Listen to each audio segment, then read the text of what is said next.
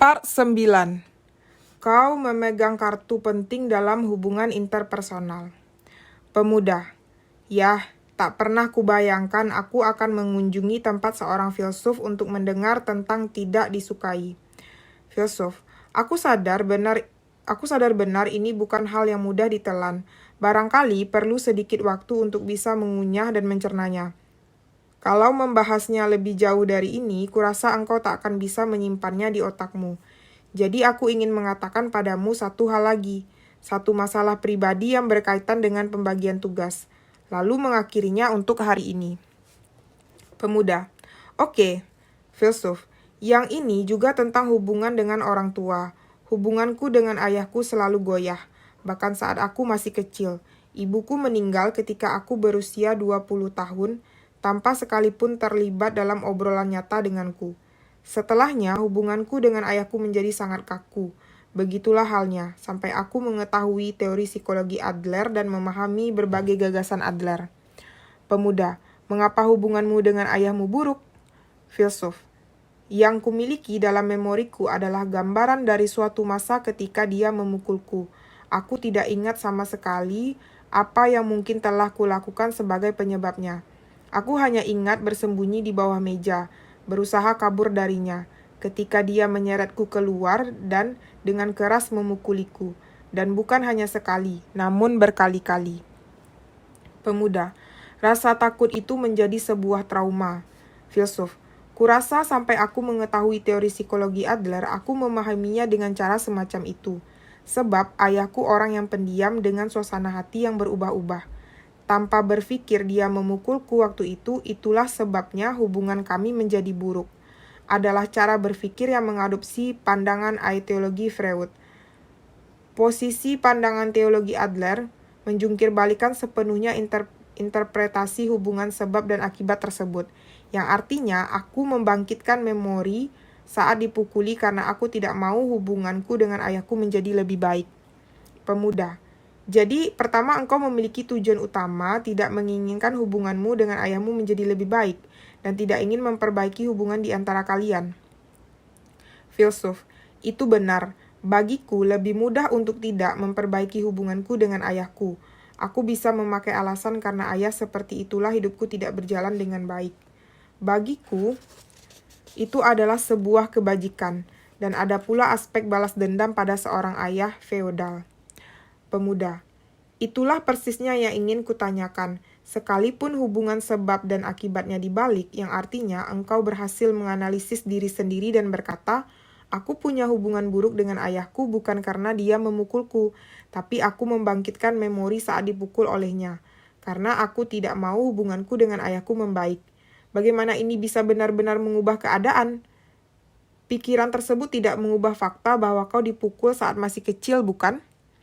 Filsuf, seseorang dapat berpikir dari sudut pandang bahwa ini adalah sebuah kartu dalam hubungan interpersonal. Selama aku menggunakan teologi untuk berpikir, aku memiliki hubungan yang buruk dengan ayahku karena dia memukulku. Ini akan menjadi masalah yang mustahil kau otak-atik. Tapi kalau aku bisa berpikir, aku membangkitkan memoriku saat dipukul olehnya karena aku tidak ingin hubunganku dengan ayahku membaik. Aku memiliki kartu untuk memperbaiki hubungan tersebut. Karena kalau aku dapat langsung mengubah tujuan utamanya, itu akan membereskan semuanya. Pemuda, apakah itu benar-benar bisa membereskan masalah? Filsuf, tentu saja. Pemuda, aku ingin tahu apakah kau benar-benar merasa seperti itu jauh di lubuk hatimu.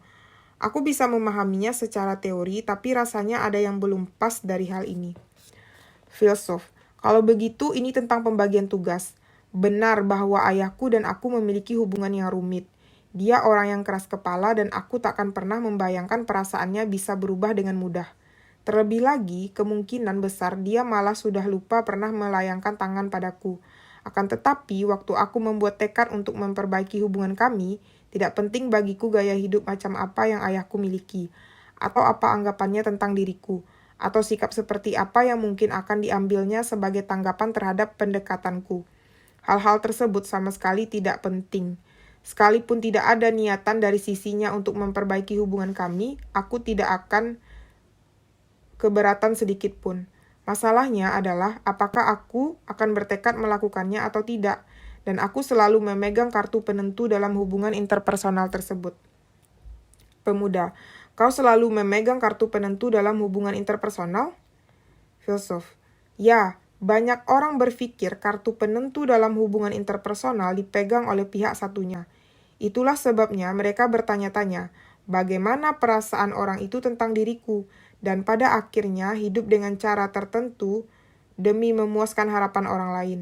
Tapi kalau bisa memahami konsep pembagian tugas ini, mereka akan menyadari bahwa merekalah yang memegang semua kartunya. Ini adalah cara berpikir yang baru. Pemuda, jadi karena engkau berubah, apakah ayahmu juga berubah? Filsuf, aku tidak berubah karena ingin ayahku berubah. Itu pemikiran keliru yang mencoba memanipulasi orang lain. Bahkan sekalipun aku berubah, hanya aku yang berubah. Aku tidak tahu apa yang akan terjadi pada orang lain sebagai akibatnya. Dan itu bukanlah aspek yang menjadi bagianku. Ini juga merupakan pembagian tugas. Tentu saja, ada masa-masa ketika seiring perubahanku, bukan karena perubahanku, orang lain juga berubah. Dalam banyak kasus, orang itu tidak punya pilihan selain berubah. Tapi bukan itu tujuan utamanya, dan tentu saja ada kemungkinan mereka tidak akan berubah. Bagaimanapun, mengubah cara bicara dan sikap diri sendiri sebagai cara memanipulasi orang lain adalah cara berpikir yang salah. Pemuda, seseorang tidak boleh memanipulasi orang lain dan memanipulasi tidak bisa dilakukan. Filsuf, ketika kita bicara tentang hubungan interpersonal, tampaknya yang selalu muncul di pikiran adalah hubungan di antara dua orang dan hubungan seseorang dengan sekelompok besar orang. Namun, pertama-tama itu adalah hubungan dengan diri sendiri. Ketika ia terbelenggu hasrat untuk diakui, kartu penentu dalam hubungan interpersonalnya selalu ada di tangan orang lain. Apakah seseorang mempercayakan kartu hidupnya kepada orang lain atau memegangnya sendiri erat-erat? Di rumah, luangkan waktu untuk memilah-milah lagi gagasan tentang pembagian tugas dan kebebasan ini. Aku akan menunggumu di sini lagi kali berikutnya. Pemuda, baiklah, aku akan merenungkannya dulu sendiri. Filsuf, nah kalau begitu, pemuda, tolong hanya ada satu hal lagi yang ingin kutanyakan padamu. Filsuf, apa itu? Pemuda, pada akhirnya apakah engkau berhasil memperbaiki hubungan dengan ayahmu? Filsuf, ya tentu saja, kurasa begitu. Ayahku jatuh sakit dan dalam tahun-tahun terakhir hidupnya, aku dan keluargaku harus merawatnya. Lalu suatu hari ketika aku sedang mengurusnya seperti biasa, ayahku berkata, "Terima kasih." Aku tadinya tidak tahu ayahku memiliki kata semacam itu dalam perbendaharaannya. Dan aku terpana dan merasa bersyukur atas hari-hari yang sudah berlalu. Melalui tahun-tahun panjang kehidupanku untuk merawatnya, aku berusaha melakukan segala hal yang kubisa. Yang artinya aku telah sebisa mungkin membawa ayahku ke air. Dan pada akhirnya dia meminumnya. Kurasa dia meminumnya. Pemuda, terima kasih banyak, aku akan datang lagi di waktu yang sama. Filsuf, aku menikmatinya. Terima kasih juga.